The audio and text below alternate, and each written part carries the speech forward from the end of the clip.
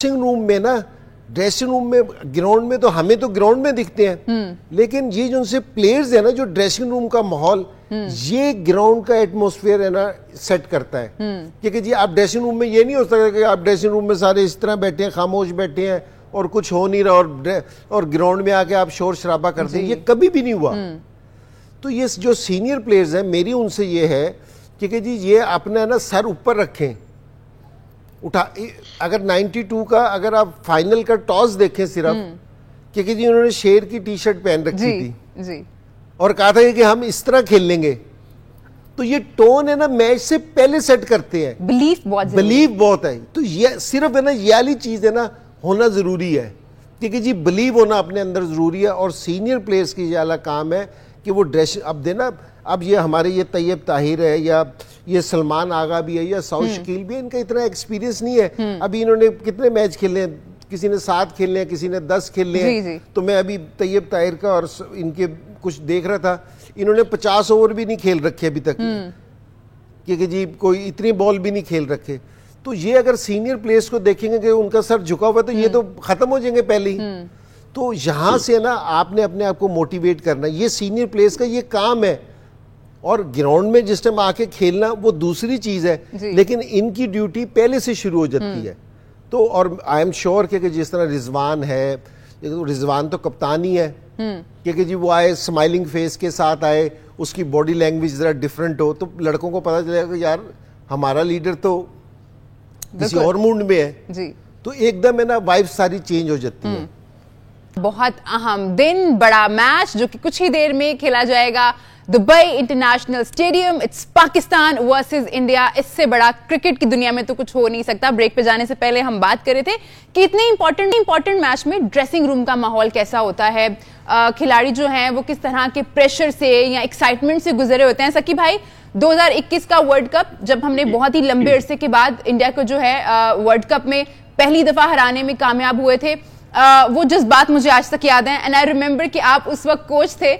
क्या फीलिंग्स थी? हमने यहाँ पे देखा फैंस तो बहुत खुश थे, बहुत एक्साइटेड थे, और मैं तो आज दुआ कर रही हूँ कि आज उसी तरह की खुशी दोबारा चाहिए। But I just want to relive the moments. नहीं बेटा, आई थिंक मेंटल प्रेपरेशन जो है वो नंबर 1 होती है, बाकी सारी प्रेपरेशंस बाद में आती है। मेंटल प्रेपरेशन जो है ना वो सबसे पहले है। आई थिंक हमने जो अच्छा काम किया था वो ये था कि वो मेंटल प्रेपरेशन के लिए हमारे पास टाइम था। पहले ही मैच इंडिया के खिलाफ था, तो पहले दिन जब हम लोग लैंड किए और लैंड करने के बाद ही एज ए हेड कोच मैंने इन सबको जो है एक क्वेश्चन छोड़ा, इंडिया का मैच है और आपको सोल्यूशन आपके दिमाग में ही मिलना है। अभी से सोचना शुरू कर दो कि तुमने किस तरीके से इंडिया के खिलाफ परफॉर्मेंस देनी है और इंडिया को मैच में पछाड़ना है, और इसको सोचो और अपनी इमेजिनेशन में तुम मैच खेल सकते हो। यानी एक तो मैच होता है आप ग्राउंड में जाके मैच खेलते हो, एक मैच होता है आप अपनी इमेजिनेशन में मैच खेलते हो। और उस इमेजिनेशन में जो मैच आप खेल रहे होते हो उसमें आप के पास टाइम होता है कि रेक्टिफाई करना, कि अगर कहीं गलत डिसीजन ले लिया या कहीं गलत सोच आ गई, आप उसको ब्रश अप करते हैं, कोई नई सोच को अंदर लेके आते हैं। तो इमेजिनेशन में भी आप जो है वो मैच खेल सकते हैं। तो I think we had probably 4-5-6 दिन थे, तो एक हफ्ता पहले हमने इमेजिनेशन शुरू कर दी, मेंटल प्रेपरेशन शुरू कर दी। दूसरा ये था कि जो उनकी प्रैक्टिस थी उसमें हमने सारी चीजों को बहुत अच्छे तरीके से ऑर्गेनाइज किया कि उनकी preparation in terms of skills वो उसी तरह हो जैसे वो मैच के अंदर हो, तो उसको हमने ऑर्गेनाइज बड़े अच्छे तरीके से किया। दूसरा ये था कि इन्हीं लड़कों ने आई थिंक पहले 1-2 दिन मुझे याद पड़ता है, कुछ सीनियर खिलाड़ी मेरे पास आए, उन्होंने कहा कि सैकी भाई कल आपने जो बात कही थी, हमने प्रेशर महसूस करना शुरू कर दिया कि यार बहुत बड़ा मैच है। ऐसे ही ये सोच आती है, आपके ऊपर प्रेशर आना शुरू हो जाता है। तो हम लोग सब बैठे हुए थे बाय द पूल, होटल के नीचे एक स्विमिंग पूल था, वहां पे शाम को खिलाड़ी और फैमिलीज आ जाते थे। तो किसी ने एक सवाल किया, मैंने कहा देखो इसका जवाब भी तुमने ही ढूंढना है और तुम्हारे दिमाग में ही आएगा, और आज आगे तुम्हारी जो सुपर स्ट्रेंथ है उस सोच ने तुम्हारी सुपर स्ट्रेंथ पे ही रुकना है, और उस सुपर स्ट्रेंथ को तुमने कैसे एग्जीक्यूट करना है वो भी तुम्हें दिमाग में ही इसका आंसर मिलेगा। तो यकीन करें कि एक दिन पहले सारे लड़के जो थे वो बिल्कुल क्लियर थे, क्योंकि वो जो मैच से पहले की जो नींद उड़ती है ना, वो 4-5 दिन पहले नींद उड़ना शुरू हुई, थोड़ी सी नींद में खलल और ये और वो इस तरह आना शुरू हुआ। जब मैच से एक दिन पहले थे, सारे जो थे वो मेंटली प्रिपेयर्ड थे, फोकस थे, उनको पता था कि उन्होंने क्या करना है, जाके किस अंदाज से क्रिकेट खेलनी है, उसके जो उतार चढ़ाव थे उनको उन्होंने सब कुछ सोच लिया हुआ था। मेंटल प्रिपरेशन पूरी हो चुकी हुई थी और 4-5 जो है ट्रेनिंग सेशंस भी हो चुके थे। सारा कुछ लड़कों ने ही किया, हमने 2-4 सवाल उनके सामने रखे और बाकी हमने ऑर्गेनाइज किया उनकी प्रैक्टिस को, उसको हम मॉनिटर करते चले गए। और यकीन करें कि जिस दिन मैच था तो उस मैच में जैसे इंसी भाई कह रहे हैं ना, प्लेयर्स का तो है ही है, कैप्टन या सीनियर प्लेयर्स, स्पोर्ट्स स्टाफ की बॉडी लैंग्वेज और उनका रिलैक्स होना, उनका कॉम्पैक्ट कंपोज होना, उनका कॉन्फिडेंट होना, उनके जो मैसेजेस हैं या उनकी कम्युनिकेशंस है ड्रेसिंग रूम में, होटल में, मैच के दौरान, मैच के बाद जो उनकी आई टू आई कांटेक्ट होता है, ये वाइब्स जाती हैं, ट्रांसफर होती हैं वाइब्स। जब आपके दिमाग में क्लैरिटी होती है, आप कॉन्फिडेंट होते हैं, तो वाइब्स ट्रांसफर होती हैं। तो स्पोर्ट्स स्टाफ का भी जो था, हमने स्पोर्ट्स स्टाफ की भी मीटिंग की कि भी स्पोर्ट्स स्टाफ का जो है उनकी बॉडी लैंग्वेज ऐसी ना हो कि इनकी बॉडी लैंग्वेज में से जो वाइब्स हैं वो ट्रांसफर हो प्लेयर्स के अंदर जाके। तो स्पोर्ट्स स्टाफ ने भी बैठ के 2-3 दफा यही मश्क हमने भी की कि भी किस तरीके से हमने इन लोगों की लुक आफ्टर करनी है जी। आई थिंक जैसे इंजी भाई ने कहा कि ड्रेसिंग रूम, गाड़ी के अंदर, होटल में, खाने पे बैठे हुए हैं, उन सब की जो कम्युनिकेशंस थी, और फिर ये भी कि मैच के दौरान हमारी इंडियन प्लेयर्स के साथ किस किस्म का बिहेवियर होना चाहिए, उसकी भी स्ट्रैटेजी बनी। बात करनी चाहिए या नहीं करनी चाहिए, हेलो हाय होना चाहिए या नहीं करना चाहिए, और सबको एक क्लियर मैसेज था कि अगर तुम बात कर सकते हो और तुम्हारा फोकस नहीं हटता तो तुम कर लो, और अगर तुम बात करके तुम्हारा फोकस हटता है तो तुम्हें बात नहीं करनी चाहिए। मैच के बाद जाके हेलो हाय करना का वो कर लेंगे, स्पोर्ट्समैन स्पिरिट दिखा लेंगे, बट मैच से पहले तुमने ये डिसाइड करना है कि मैंने किसी से बात करनी है या नहीं करनी है। सिर्फ आंखों ही आंखों में मैसेज देना है स्ट्रॉन्ग कि मैं इधर हूं बैटल करने के लिए। तो स्ट्रेटेजी ये भी बनाई और अल्लाह के फजल से आई थिंक प्रेपरेशन जो थी, अगेन मैं आऊंगा कि वो बहुत अच्छी थी in terms of mental, in terms of practice and in terms of atmosphere of dressing room, गाड़ी के अंदर और होटल के अंदर, उन सारी चीज़ों को। और कम्युनिकेशन क्लियर थी, सिंपल थी, और आई थिंक अल्लाह ताला ने इज्जत दी, लड़कों ने बहुत अच्छा खेला, बहुत अच्छा रिस्पॉन्ड किया, फील्डिंग आउटस्टैंडिंग थी, बॉलिंग बहुत आउट क्लास की, और मेरा ख्याल है कोई आउट भी नहीं हुआ था। रिजवान और बाबर दोनों ही मैच जीत के वापस आ गए थे। 152 रन्स की पार्टनरशिप थी और हमने वो मैच जीता था। People across the border are very excited for the game, not just across the border, मुझे लगता है पूरी दुनिया में जहां क्रिकेट देखी जाती है और क्रिकेट फैंस मौजूद हैं, वो इस गेम के लिए बहुत ज्यादा एक्साइटेड हैं। पाकिस्तानी इस गेम के बारे में क्या सोचते हैं, उनकी क्या उम्मीदें हैं अपनी टीम से, आइए देखते हैं। अल्लाह करे कि पाकिस्तान जीते और इसको जो है ना इंडिया को मुंह तोड़ जो है ना जवाब मिले, जो वो हमसे भागते हैं। हम तो अमन का पैगाम देते हैं उनको, लेकिन वो जो है ना प्रोपोगंडा ही करते रहते हैं। जी इंशाल्लाह कल ज़रूर पाकिस्तानी टीम ज़रूर परफॉर्म करेगी। हमारी टीम अगर किसी तरीके से रमज़ान तक पहुंच जाए, रमज़ान मुबारक कुछ दिनों के बाद शुरू होने वाला है, किसी तरह से वहां तक पहुंच जाए तो हमारे चांसेस हैं। जो क्रिकेट अच्छी खेलेगा वही जीतेगा। शाहीन जो है ना वो इन स्विंग उसका अच्छा होता है, और जिसकी वजह से जो है ना रोहित उसके ऊपर ना थोड़ा स्ट्रगल करता है। तो उम्मीद है कि शाहीन जो है ना उसको ऊपर से आउट कर लो, बेहतर भी यही है कि आउट करेगा तो पाकिस्तान को थोड़ा फ़ायदा होगा। जी हमारी दुआएं हैं पाकिस्तान टीम के साथ, इंशाल्लाह पाकिस्तान इंडिया को हराएगा। एज ए पाकिस्तानी हम चाहते हैं कि हम जीते। इस दफ़ा तो इंशाल्लाह हमारी टीम बहुत अच्छी है, तो उम्मीद तो उनसे काफ़ी अच्छी है कि वो इस दफ़ा अच्छा परफॉर्म करेगी, और स्पेशली शाहीन भाई से। तो इस दफ़ा दोबारा फिर पहले ओवर में इंशाल्लाह वो विकेट लेगी, रोहित शर्मा की और विराट कोहली का आउट करेगी। बाबर भाई से भी काफ़ी उम्मीद है कि वो इस दफ़ा इंशाल्लाह अपनी सेंचुरी करे और टीम जितवाए मैच। पाकिस्तान और इंडिया का मैच जो होने जा रहा है, मेरी बहुत सी दुआएं हैं पाकिस्तान टीम के साथ। तो इंशाल्लाह विराट को आउट करना कोई मुश्किल बात नहीं है। तो जैसे कि पाकिस्तान के फास्ट बॉलर है शहीन शाह अफरीदी, नसीम शाह, ये बहुत बेस्ट बॉलिंग करते हैं। इसमें जो हमारे स्पिनर हैं वो बहुत अच्छी बॉलिंग करते हैं।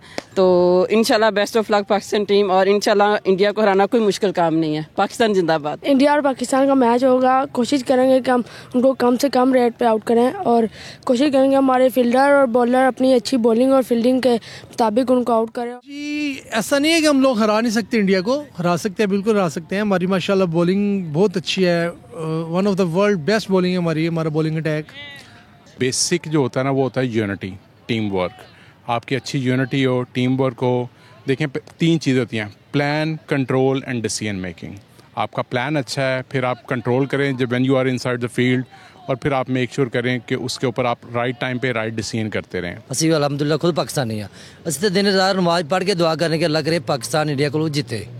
ਸਾਡੀ ਕੋਸ਼ਿਸ਼ ਇਹੀ ਹੈ, ਸਾਡੇ ਬੱਚੇ ਦੁਆਵਾਂ ਕਰਦੇ, ਅਸੀਂ ਖੁਦ ਦੁਆਵਾਂ ਕਰ ਰਹੇ ਹਾਂ ਕਿ ਸਾਡਾ ਮੁਖਾਲਫ ਮੁਲਕ ਹੈ, ਅਸੀਂ ਉਹਨਾਂ ਕੋਲ ਜਿੱਤੀਏ।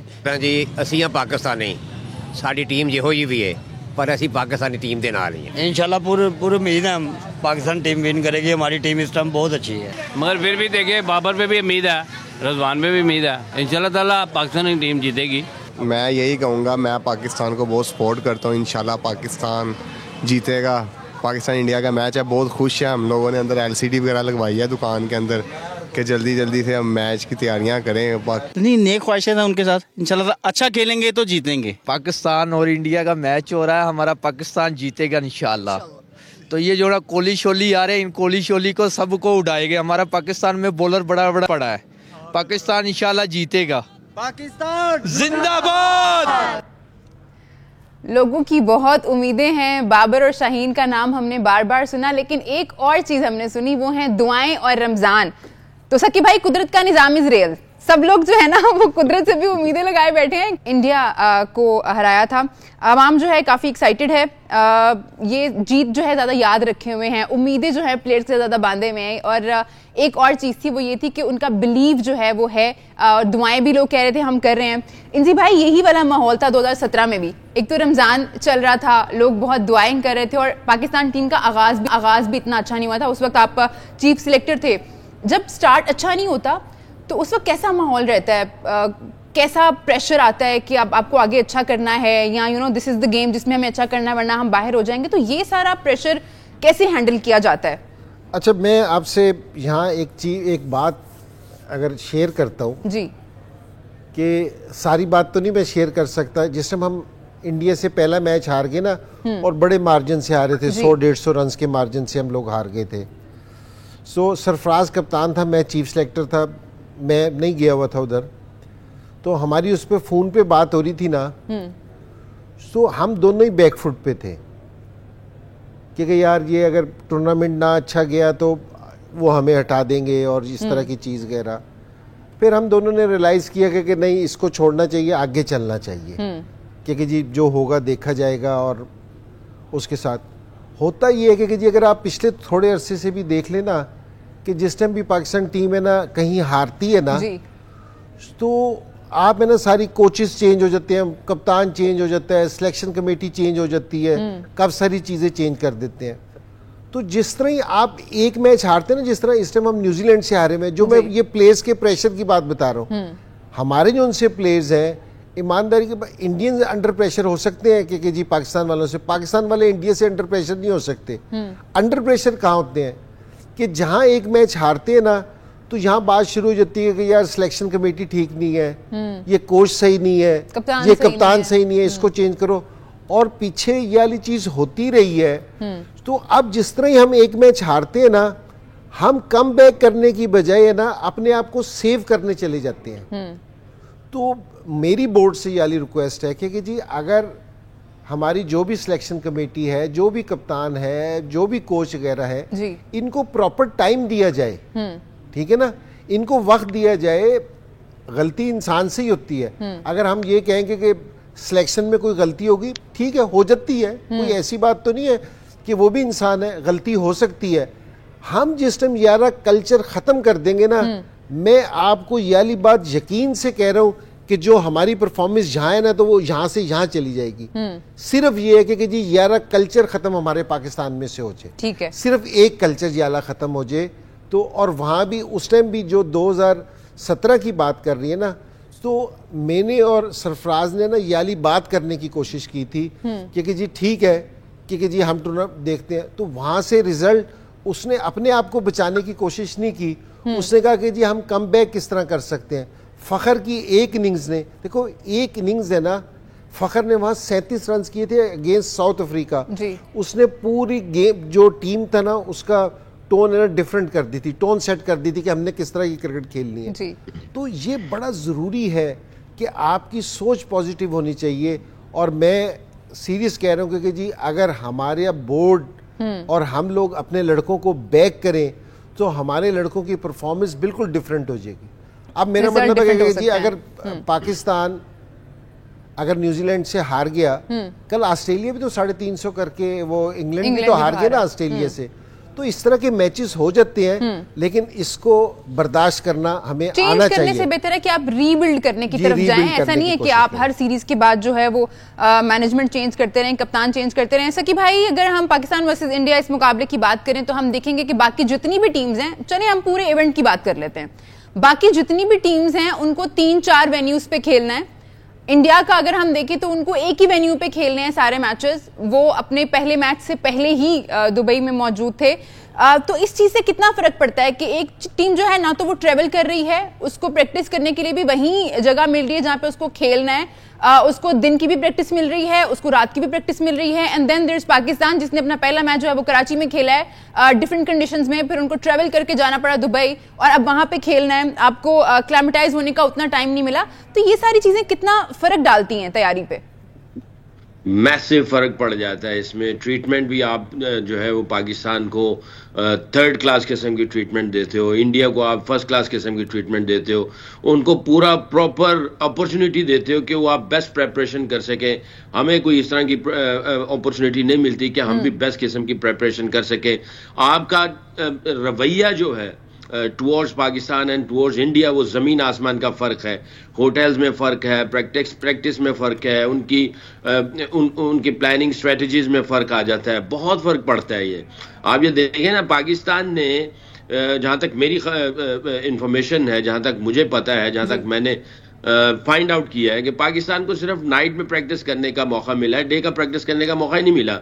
पाकिस्तान ट्रैवल करके वहां पे दुबई जा रहा है। आपको पता है मेडिकली आप एक मैच खेलते हैं और एक सफर करते हैं, दोनों का फर्क जो है और बॉडी के ऊपर फटीग लेवल सिमिलर होता है। हो सकता है कई प्लेयरों को ट्रैवल के अंदर फटीग लेवल और उनके जो निगल्स हैं वो इंजरीज की तरफ चले जाते हैं, उनको रिकवर टाइम ज्यादा लगता है। जैसे जब मैं हेड कोच था तो मैं, क्योंकि जो हमारा डॉक्टर और फिजियोज और ट्रेनर जो होते थे, हमारी एवरी डे उनके साथ गपशप लगती थी और मीटिंग्स होती थी। शाहीन को प्रॉब्लम ये होती थी जब भी वो सफर करके जाता था, जब उसको इंजरी हुई थी नी की, तो उसकी स्वेलिंग और बढ़ जाती थी। अगर एक हफ्ता वो ट्रेनिंग करता था, रिहैब करता था, बीच में एक सफर आता था स्पेशली फ्लाइंग वाला, तो उसकी जो है वो स्वेलिंग फिर वापस आ जाती थी। तो ट्रैवल जो है वो आपकी बॉडी के ऊपर, माइंड के ऊपर बहुत ज्यादा फर्क डालता है। इंडिया बैठा हुआ है दुबई के अंदर मजे से, पाकिस्तान ही सफर करेगा और दूसरी टीमें जो है वो सफर करेंगी, ये मजे से बैठेंगी। आप इससे अंदाजा लगाएं ना जरा। मैं तो ये समझता हूँ आईसीसी जो है वो आईसीसी नहीं, ये बीसीसीआई है और ये सारी चीजें बीसीसीआई कर रहे हैं। इनको देखें,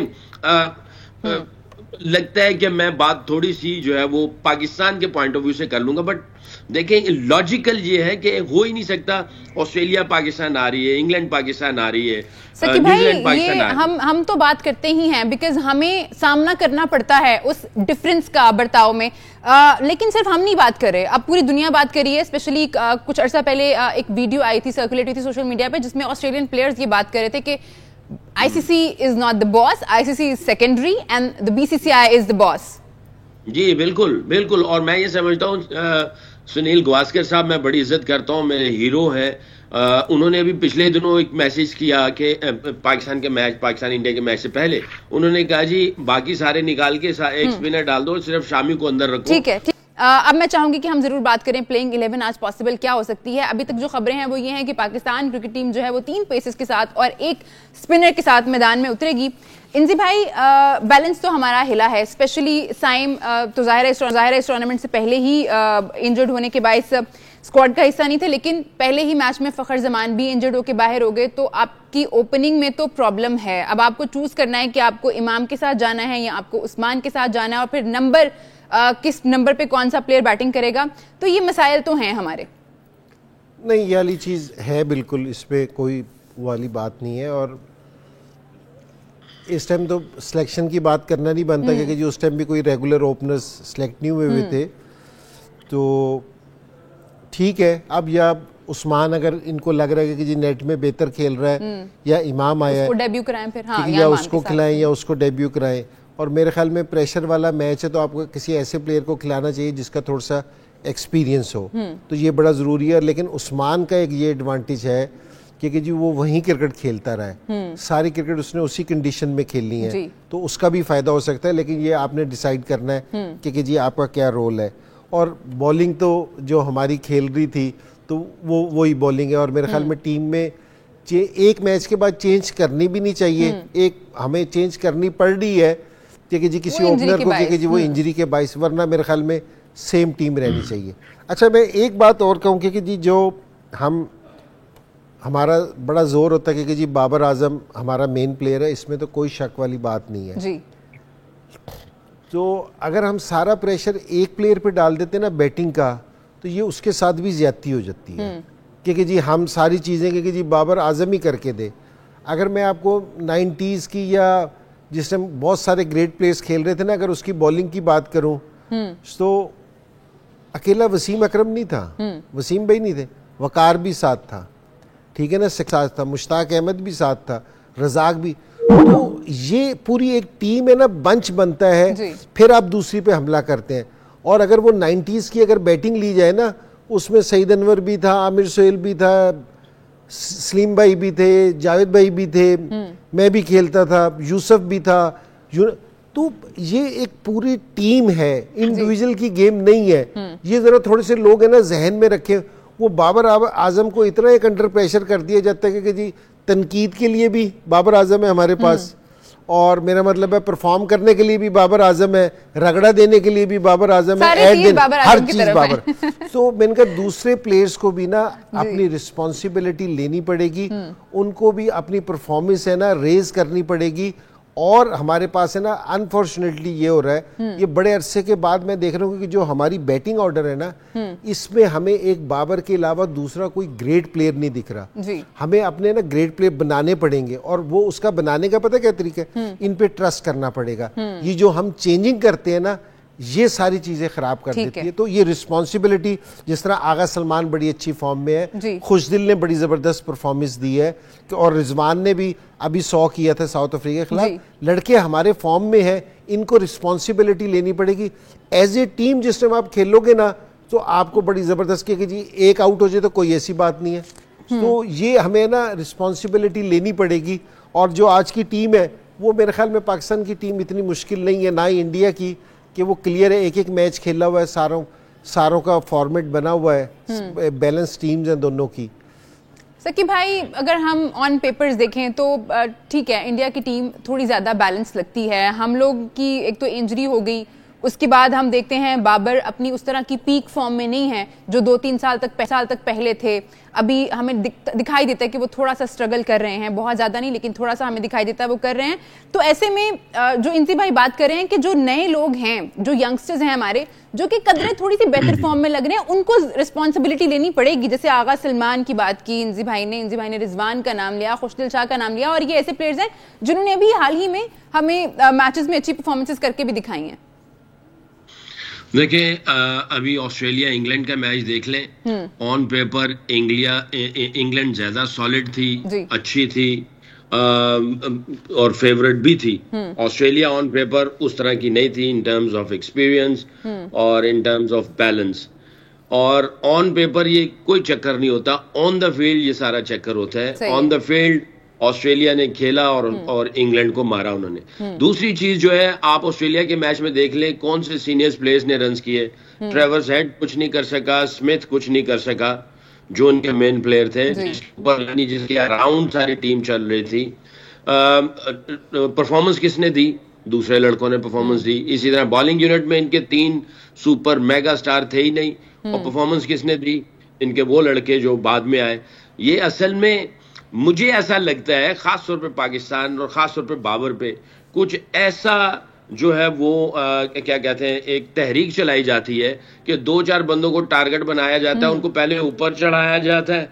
शाहीन और बाबर और रिजवान, इतनी बातें कर दी जाती हैं कि वो ऊंचाई पे चले जाते हैं, मीडिया में लोग डिस्कशन चल रही है, और जनाब उनका जो लोगों ने अपना चूरन बेचना है वो चूरन बेच देते हैं, और जनाब वो तहरीक जो है ना वो अपना काम कर रही होती है, बाकी सारे जो है ना वो नीचे रह जाते हैं, और वो समझते हैं शायद हम एक टीम का हिस्सा ही नहीं है, ये 2 टुकड़े हो चुके हैं टीम में जी। और फिर इतने टॉपिक चल चुके हैं, टीम में यूनिटी नहीं है, दोस्ती यारी खत्म हो गई।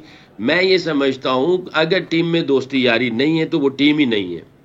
और फिर ऐसा उसका जो है ना आगे इनको अलहदा कर दिया जाता है। और फिर ये जो 3 लड़के डे इन डे आउट इनका नाम चल रहा होता है, वो साइकोलॉजिकल, यार हमारे ऊपर जिम्मेदारी है, हमने ये करना है, हमारे ऊपर जिम्मेदारी है। ठीक है। तो वो जो उनकी अपनी गेम होती है वो अपनी गेम नहीं खेल पाते।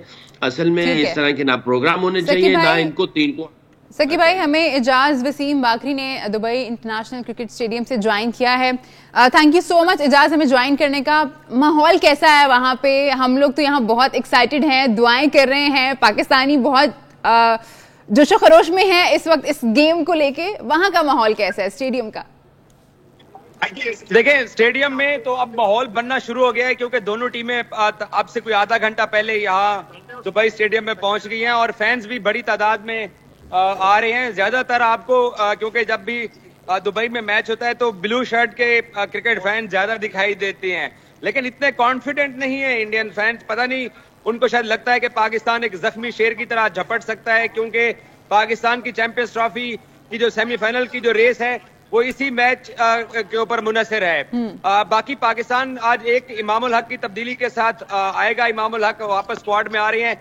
बाबर आजम की भी तबीयत ठीक हो चुकी है, क्योंकि कल उन्होंने प्रैक्टिस सेशन मिस किया था। जितने भी क्रिकेट फैन से अब तक यहाँ पर बात हुई है, सब लोगों को लगता है कि पाकिस्तान की जो पेस बॉलिंग है उसका दुबई में रिकॉर्ड अच्छा है। सकलैन साहब भी उस वक्त पाकिस्तानी टीम के कोच थे जब यहाँ पाकिस्तान ने इंडिया को हराया था। सो बड़ी उम्मीद है लोगों को कि पाकिस्तान क्रिकेट टीम एक अच्छा आज खेल पेश करेगी और कमबैक करेगी। हम सुन रहे थे कि कुछ बारिश के चांसेस हैं, आपको कुछ ऐसा लग रहा है? मौसम के हालात कैसे हैं वहाँ पे? नो, बारिश का कोई 0 चांस है। बारिश नहीं बचा सकती है इंडिया को आज पाकिस्तान की पेस बैटरी से, क्योंकि आकिब ने जो कल प्रेस कॉन्फ्रेंस की थी उसमें उसने कहा कि इंडिया की स्पिन बॉलिंग स्ट्रेंथ है, उनके पास अक्षर पटेल हैं, जडेजा हैं, कुलदीप यादव हैं, वो 3 स्पिनर्स के साथ आते हैं। हो सकता है वरुण चक्रवर्ती को भी खिला दें। तो आकिब ने कहा कि मेरी जो स्ट्रेंथ है वो पेस बैटरी है, हम अपनी स्ट्रेंथ के ऊपर जाएंगे। और उन्होंने कहा कि इस मैच को आप 10 मैचेस हार के भी इस मैच को खेलें तो इस मैच की अपनी अहमियत है। 10 जीत के भी आ जाए बाकी टीमों से तो ये मैच अपनी हैसियत रखता है। इजाज, कैंप का माहौल कैसा है? आपने लड़कों को देखा होगा, वो लोग ट्रेवल करके स्टेडियम में पहुंचे हैं। बॉडी लैंग्वेज कैसी दिखाई दे रही है आपको उनकी? बॉडी लैंग्वेज पिछले 3-4 दिन से पाकिस्तान क्रिकेट टीम की कराची वाले मैच के बाद अच्छी दिखाई दे रही है। कल चेयरमैन पीसीबी ग्राउंड में आए थे, उन्होंने भी खिलाड़ियों से मुलाकात की है। और आप पाकिस्तानी टीम के कॉन्फिडेंस का आलम देखिए कि कल दुबई स्पोर्ट्स सिटी के अंदर सिर्फ कैचिंग प्रैक्टिस की गई है, क्योंकि यहाँ सर्कल लाइट है और टावर्स नहीं है। तो वो कैचिंग की एक प्रैक्टिस करवाने के लिए टीम को लाया गया था, लेकिन पाकिस्तान ने नेट प्रैक्टिस नहीं की है, ना कल बॉलिंग प्रैक्टिस की है स्टेडियम के अंदर। आकिब का यही कहना था कि पाकिस्तान क्रिकेट टीम अच्छी तैयारी के साथ आईसीसी एकेडमी से यहाँ पर आई थी अगले दिन और सिर्फ यहाँ पर कैचिंग प्रैक्टिस की है। तो टीम का एतमाद काफी बेहतर है और ये सब लोग जानते हैं पाकिस्तानी टीम के प्लेयर्स कि ये वो मैच है जो कि बाकी आपकी तमाम जो शिकस्तों को वो भुला देगा और पाकिस्तानी टीम का एक सेमीफाइनल में जो रेस है वो बरकरार रहेगी। तो लड़कों को इस बात का अदराक है कि आज जीतेंगे तो तमाम चीजें जो है ना वो माजी की जो वो सारे दाग धुल जाएंगे। इजाज, हमारी टीम को डे एंड नाइट दोनों सेशन मिले हैं प्रैक्टिस के या नहीं? बिकॉज हम यहाँ पे थोड़े कंफ्यूज हैं इस चीज को लेके। हमें लग रहा है कि हमारी टीम को सिर्फ डे प्रैक्टिस मिली है। जैसे आपने मेंशन किया कि कल तो कैचिंग प्रैक्टिस ही की गई, लेकिन उससे पहले हमें जानते हैं कि 2-3 दिन से टीम वहां पे मौजूद है। देखें, जो सकलैन मुश्ताक साहब ने और इंजमामुल हक साहब ने 24 की उस दिन की ट्रांसमिशन के अंदर गुफ्तगू की थी, जैसे सकलैन साहब ने ऑस्ट्रेलिया का मेंशन किया था, इस बारे में आकिब जावेद से मेरी बात हुई थी। तो आकिब ने ये बोला कि डे लाइट में अगर पाकिस्तान ने नेट प्रैक्टिस नहीं भी की है तो ये कोई फर्क नहीं पड़ता हमें, क्योंकि यहाँ पर पाकिस्तान 4-5 साल तक पीएसएल खेलता रहा है तो तमाम लड़कों को यहाँ का आइडिया है। सिर्फ वो सर्कल लाइट की वजह से, क्योंकि स्टेडियम के चारों तरफ लाइट्स लगी हुई है, टावर्स नहीं है, तो वो कैचिंग प्रैक्टिस का एक इशू था।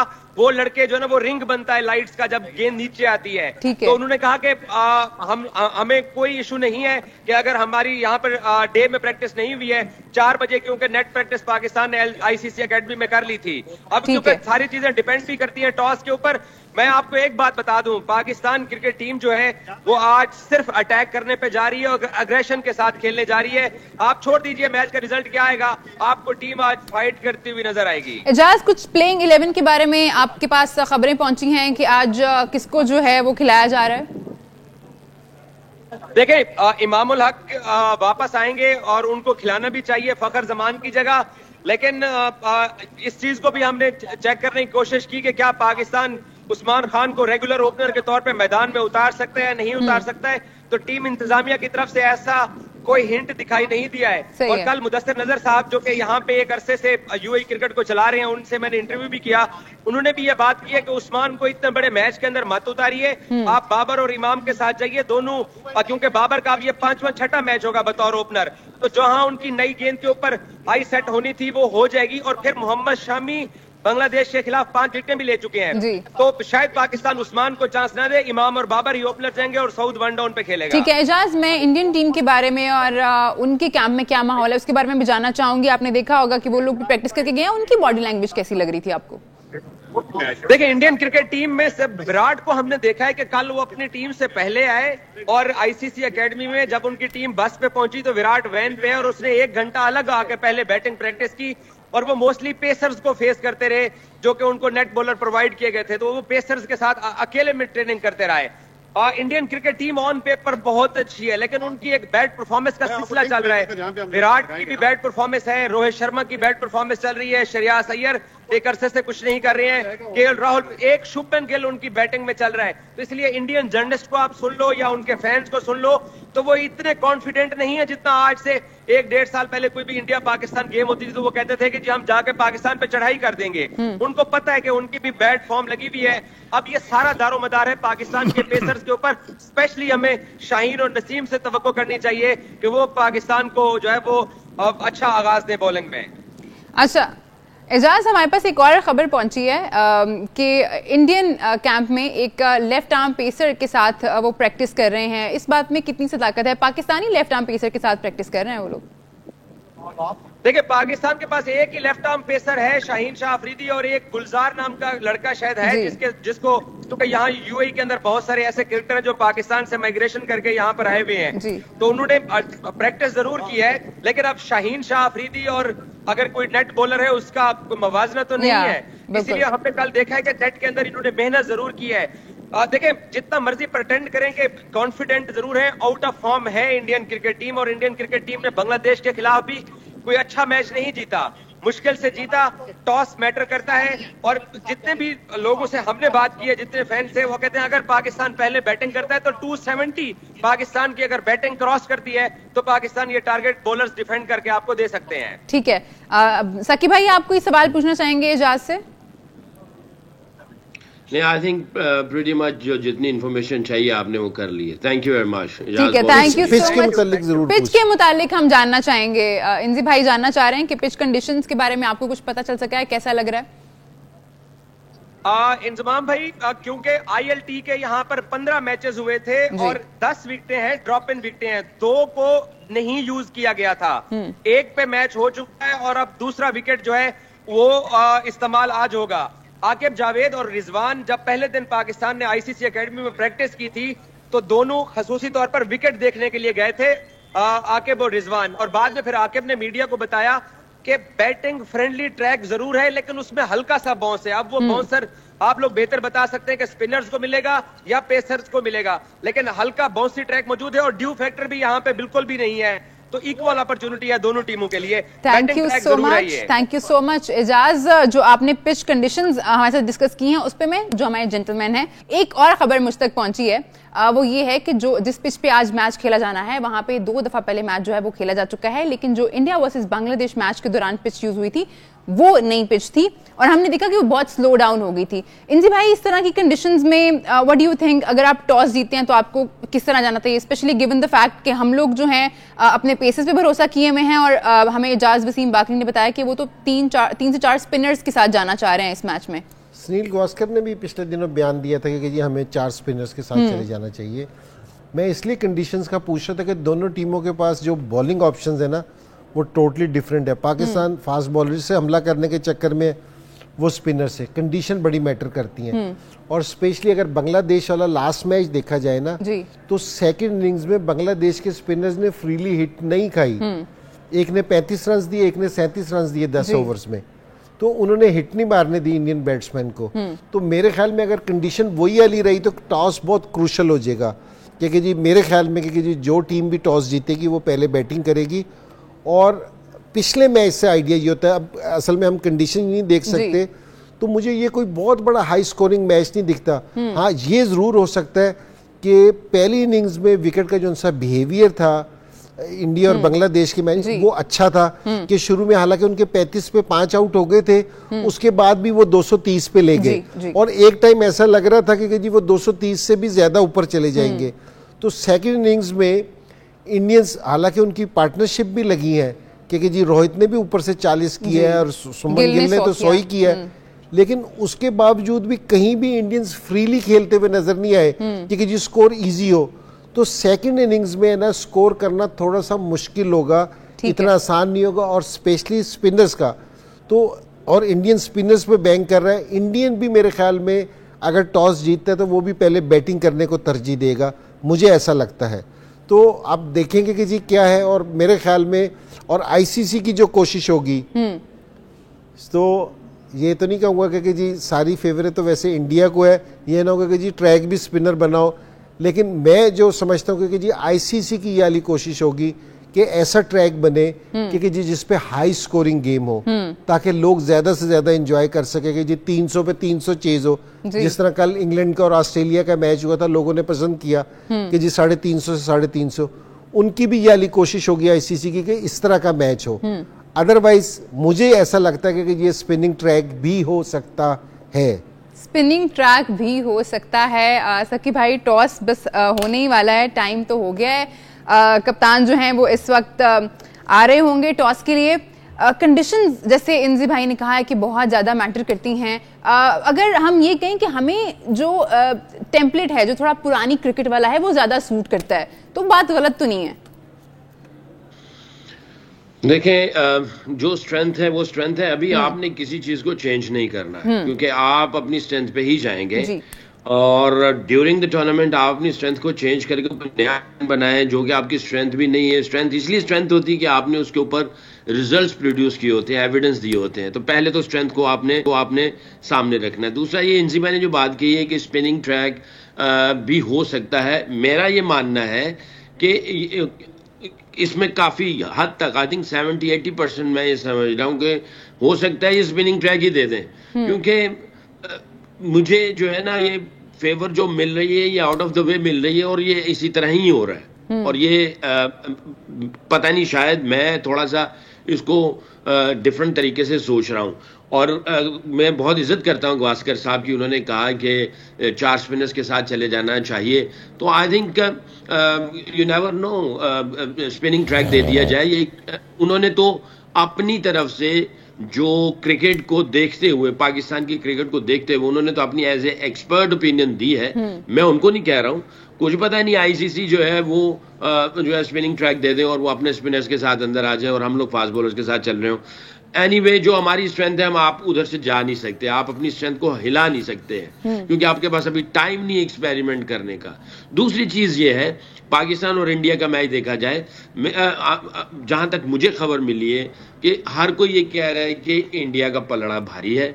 अगर इसको फर्ज किया 60 इंडिया 40% पाकिस्तान है परसेंटेज का। रिजवान ने जो सिलेक्ट किया है, उन्होंने कहा है कि बैटिंग पहले करेंगे और टीम में एक चेंज है, फखर की जगह ऑब्वियसली इमाम आए हैं, तो इट लुक्स लाइक कि इमाम और बाबर जो है वो ओपन करेंगे। इंजी भाई, हमने देखा कि रोहित कह रहे थे कि टॉस हमने जीता नहीं है तो डजंट मैटर कि हम टॉस जीते तो क्या करते, उससे क्या वाइब आई है आपको? थोड़ा सा देना, टॉस करके जो आपने प्लान कर रखे होते हैं ना, तो आप उस पर अमल कर सकते हैं कि और मुझे ऐसा लगा जिस तरह टॉस हुआ ना, तो थोड़ा सा रिजवान के चेहरे पे खुशी आई कि जिससे हम टॉस जीता, और थोड़ा सा ये रोहित है ना, थोड़ा सा बैकफुट पे हुआ, उसके चेहरे का रंग उतरा कि जी, क्योंकि जो पिछला मैच भी है, रोहित ने भी अभी कहा है कि जी जिस तरह की सिमिलर पिच है जो लास्ट गेम में थी, तो लास्ट गेम में 230 रन करना है ना, मुश्किल हो रहा था। अभी इजाज ने भी बताया, अगर यहाँ जो दुबई में रूमर चल रही है कि अगर 270 जो टीम कर लेगी तो दूसरी टीम के लिए मुश्किल हो जाएगा। तो मेरे ख्याल में कि जी रिजवान एंड कंपनी ने अपना टारगेट सेट कर रखा होगा कि जी हम इस पे किस रन पे डिफेंड कर सकते हैं। पहला टारगेट होगा कि ये उस पे चलेंगे, और अगर वो बेटर तरीके से हो गया तो फिर आप है ना बीच में से अपना टारगेट बढ़ाते रहते हैं कि बैटिंग का आप इस तरह करते हैं। सो मेरा ये ख्याल है कि ये good toss to win Pakistan, क्योंकि जी बड़ा अच्छा है, और मेरे ख्याल में ये है कि जी पहला जो इफ्तिताह है वो हमारा बड़ा अच्छा हुआ है। तो रिजवान एंड कंपनी मेरे ख्याल में अच्छा परफॉर्म करेंगी, और रिजवान के चेहरे पे अगर आप देखें स्माइली फेस था, कॉन्फिडेंट था, अच्छी चीज़ लग रही थी कि जी, और बिल्कुल ये कि ठीक है फ़ख्र नहीं है, लेकिन कोई उसने इंटरव्यू में भी ऐसी बात नहीं की कि जी फ़ख्र की वजह से, ठीक है कि जी एक चेंज है, उन्होंने इमाम को बेहतर समझा, अच्छी बात है, अल्लाह करे कि जी वो आज परफॉर्म करे। सकी भाई, दुबई में ये मैच होने जा रहा है और हमारी फेमिलियरिटी जो है वो दुबई से है। हमने अपनी होम सीरीज बहुत अरसे तक दुबई में खेली है, हमने अपनी लीग बहुत अरसे तक दुबई में खेली है, तो हमारे लिए तो घर ही है। जी घर तो है, बट अगेन आपकी प्रेपरेशन में आपको पहले घर में आप देखें ना, आप अपने घर में बाद में आ रहे हैं और बाकी दुनिया पहले आपके घर में घुस जाए जी। तो बहरहाल हमें नहीं हमारा घर नहीं है, ये तो उनका घर है।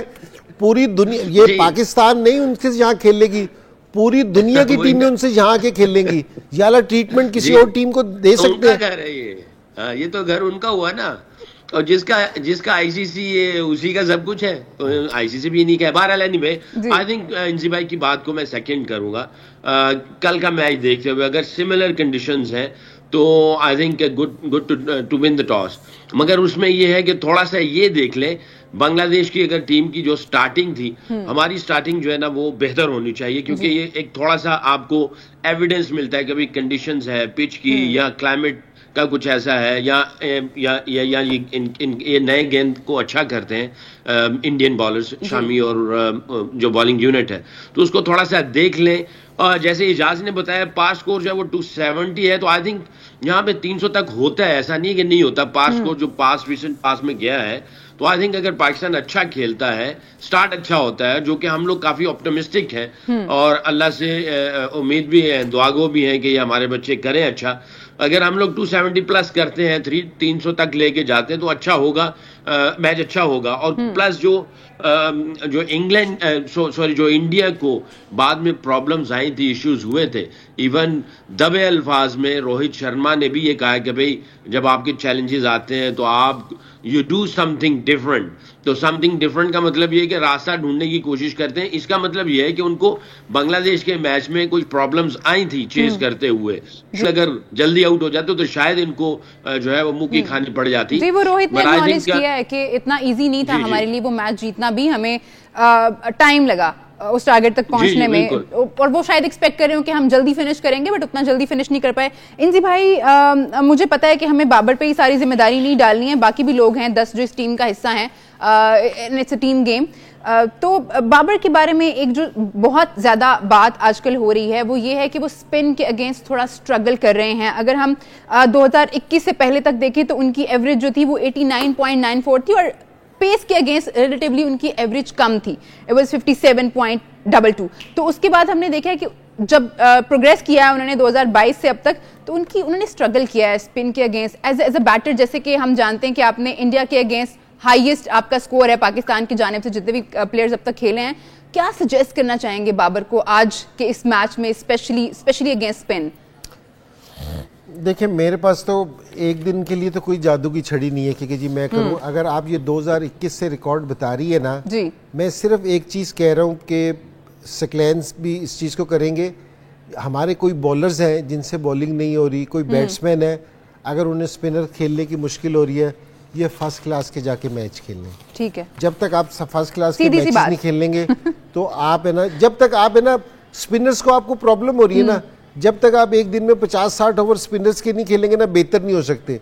अगर मेरे एक कहने से कोई चीज़ बेहतर हो जाए तो फिर तो ख़त्म हो जाएगी ना सारी चीज़, कि हर चीज़ ख़त्म हो गई। सो आपको जहां आपने परफॉर्म करना है उस जगह पे जाके आपको खेलना पड़ेगा। आपने ग्राउंड में परफॉर्म करना है ना, तो लोग अक्सर मेरे से आके बैटिंग का पूछते हैं ड्राइंग रूम में। मैंने कहा भाई तुमने यहाँ खेलना है। मैंने कहा जिस टाइम अगर तुमने मेरे से पूछना है, मैं ग्राउंड में आऊँगा तो मेरे से ग्राउंड में पूछना।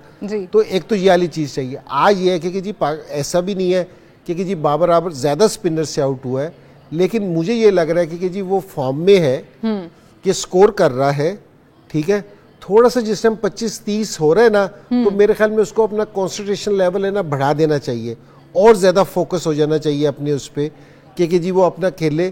तो एक ये इस लेवल का प्लेयर है कि एक दफा इसने अगर ये बड़ा मैच, आज इसके पास मैच है, ये अपनी ना जरा सोच बड़ी रखे, आज इसके पास मैच है क्योंकि ये इस बैरियर से निकल सकता है क्योंकि जिसमें काफ़ी अरसे से है और कंडीशन सूट करती हैं, बॉलिंग सूट करती है, हर चीज़ फेवर में है। ठीक है सकी भाई आपका भी ओपिनियन मैं जरूर लेना चाहूंगी। जैसे कि हमने देखा बांग्लादेशी बैटर्स ने जो इंडिया का मेन स्पिन अटैक था उनको विकेट्स नहीं दी थी बहुत ज्यादा और उनको काफी अच्छे से टैकल भी किया था जो पार्टनरशिप लगी थी। तो आज पाकिस्तानी बैटर्स को कैसे करना है, स्पेशली वो स्पिन के साथ जा रहे हैं और हम पेस के साथ जा रहे हैं, तो बैटर्स को कैसे टैकल करना पड़ेगा इन्हें? देखिए अपनी स्ट्रेंथ पे ही रहना पड़ेगा। बांग्लादेशियों ने क्योंकि उनके ऊपर से ही आउट हो गए थे तो वो टाइम ले रहे थे, जब आप टाइम लेते हैं तो आप विकेट नहीं देते हैं, तो आई थिंक उनकी टेलर मेड सिचुएशन बन चुकी थी और इसी वजह से उन्होंने स्पिनर्स को आराम आराम से खेलते हुए चले गए। जब अगर ऊपर से विकेटें नहीं गिरती तो फिर आप कुछ ना कुछ एक्स्ट्रा करने के लिए जाते हैं जिसकी वजह से आप स्पिनर्स को विकेट्स दे देते हैं। ये बांग्लादेश के साथ ऐसा हुआ। पाकिस्तान को अपनी स्ट्रेंथ के साथ रहना चाहिए और अपनी स्ट्रेंथ भी खेलना चाहिए। जो आपकी गेम है उसके ऊपर बिलीफ रखना चाहिए, उसमें इंटेंट मोमेंटम उसको ना खोने दें और आप जो है वो अच्छे एटीट्यूड के साथ आज डिस्प्ले करें अपनी परफॉर्मेंसेस को। और मैं अक्सर ये कहता हूं कि अगर एक परफॉर्मेंस देता है तो एक मैच जितवा सकता है। जब टीम परफॉर्मेंस देती है तो आप टूर्नामेंट जीतते हैं, आप ट्रॉफीज जीतते हैं, मेगा इवेंट जीतते हैं। प्रेशर सिचुएशन में से टीम निकलती है, प्लेयर नहीं निकलता। टीम एज ए टीम खेलें, ये सब मिलके खेलें और सबके अंदर पोटेंशियल है। आई थिंक बाबर को अपनी जात से निकलना पड़ेगा, बस अपनी गेम खेलें, एंजॉय करें।